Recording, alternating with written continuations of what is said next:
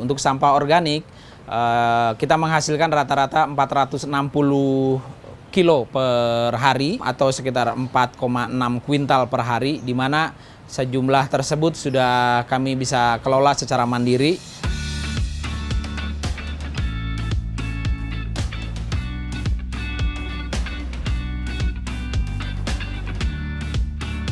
Pengelolaan sampah di Grand Cokro Hotel Bandung ini kita mulai sebenarnya tahun 2020 ya, di mana saat itu kita memang punya program yang namanya SAS Go Green, merupakan satu program dari manajemen kami dalam rangka salah satunya adalah pengelolaan sampah.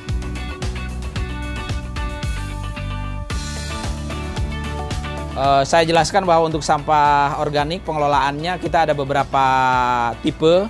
Satu yang paling besar dan ini memang paling efektif adalah menggunakan magotisasi. Untuk pengelolaan magot di area Grand Cokro sebenarnya kita bekerja sama dengan pihak ketiga, yaitu pengelola magot dari Priangan Timur, pegiat magot Priangan Timur ya.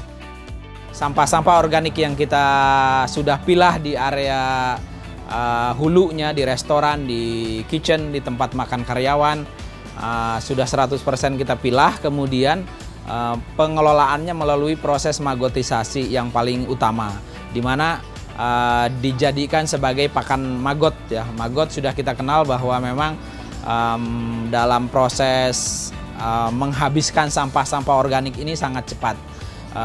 Perbandingannya adalah bahwa 1 kilogram magot misalnya atau 1 gram magot dia memakan 2-3 kali lipat sampah organik yang ada. Jadi memang sangat cepat sekali untuk proses menghabiskan sampah organik kita. Yang kedua, kita punya area composting gitu ya, area untuk menjadikan beberapa sampah organik yang lainnya yang tidak bisa dimakan oleh magot diolah menjadi kompos. Datangnya dari mana aja yang masuk ke area kompos? Satu, sampah-sampah organik yang tidak bisa dimakan magot. Yang kedua, daun-daun yang datang dari area tanaman di sekitar hotel kita. Kemudian yang ketiga, karena kita punya area mini zoo di sekitar lantai 10 ini dan menghasilkan kotoran hewan, dan itu akan kita kelola di proses composting. Yang ketiga, kita juga membuat ekoenzim. Ekoenzim dibuat dari kulit-kulit buah yang kita olah menjadi satu cairan melalui satu proses ekoenzim ini. Yang terakhir sekarang kita lagi kerjakan adalah kulit atau cangkang telur ya, cangkang telur yang dihasilkan setiap hari dari proses pembuatan makanan di area kitchen. Saat ini kita lagi olah menjadi tepung cangkang telur, di mana penggunaannya ternyata itu sangat baik untuk dicampur dengan kompos karena itu mengandung kalsium yang sangat tinggi. Kemudian juga untuk dicampur dengan pakan hewan atau pakan binatang juga bagus. Untuk anorganik kita sediakan 2 orang khusus untuk memilah sampah anorganik ini. Kita pilahkan yang punya nilai ekonomis.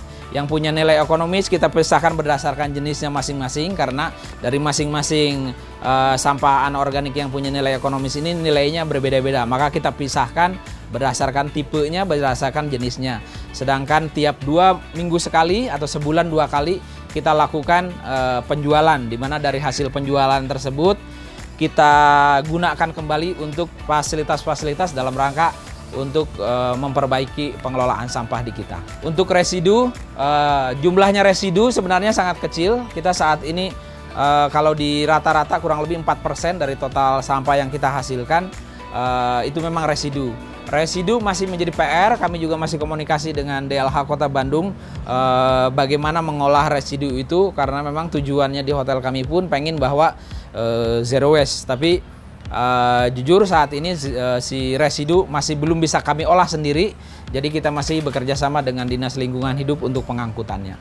Untuk para pengunjung atau tamu-tamu hotel, sebenarnya bentuk himbauan untuk memilahkannya adalah hanya himbauan yang sifatnya lunak gitu ya, tidak terang-terangan. Artinya bahwa yang kita sediakan tempat sampah dengan 2 tempat sampah organik dan anorganik di beberapa area itu merupakan satu satu himbauan untuk tamu yang membuang langsung ke tempat sampah untuk mereka pisahkan sendiri. Namun demikian, walaupun mereka belum memisahkan secara langsung di tempat sampah, saat ini kita karena sudah menyediakan orang khusus untuk memilah, maka di hilirnya menjadi terpilah. Sudah beberapa hal yang kita udah lakukan dari 2022 untuk mengurangi penggunaan plastik ya. Salah satunya adalah kalau amenities di kamar sebelumnya menggunakan satu bahan yang dilapisi plastik, ada laminasinya. Saat ini sudah kita rubah bahwa menggunakan pure bahannya yang mudah terurai.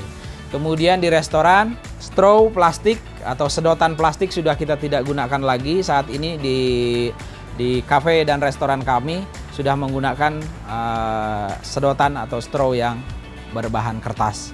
Di area dapur sendiri, kalau sebelumnya 100% kita menggunakan trash bag untuk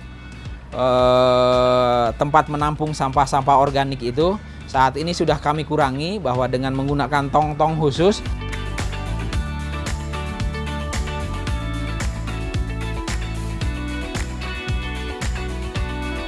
Kalau bicara kesulitan sebenarnya lebih ke karena ini kan melibatkan orang banyak ya. Melibatkan tamu, melibatkan karyawan. Kalau untuk karyawan sebenarnya sih kita bukan menjadi kendala karena di tim kami di awal kita sudah melakukan penggemblengan, melakukan banyak training di mana itu menjadikan satu culture atau habit untuk memilah sampah di lingkungan kita sendiri. Tetapi ya tadi yang mungkin tantangannya adalah bagaimana kita menghimbau kepada para tamu untuk mulai memilah, memisahkan. Selain itu manfaatnya yang kita rasakan adalah bahwa dengan sampah sekian banyak yang udah kita kelola, rata-rata dari total keseluruhan 5 kuintal per hari, di mana 90%-nya adalah sampah organik. Sampah organik sudah 100% kita kelola di dalam, kita tidak buang lagi. Itu merupakan satu kebanggaan buat kami bahwa kami dapat mengelola sendiri. Saat darurat sampah di Kota Bandung, kalau mungkin beberapa tempat lain kita kesulitan untuk membuang sampah numpuk di tempatnya masing-masing. Kalau di sini tidak, karena sampahnya sebagian besar sudah kami kelola.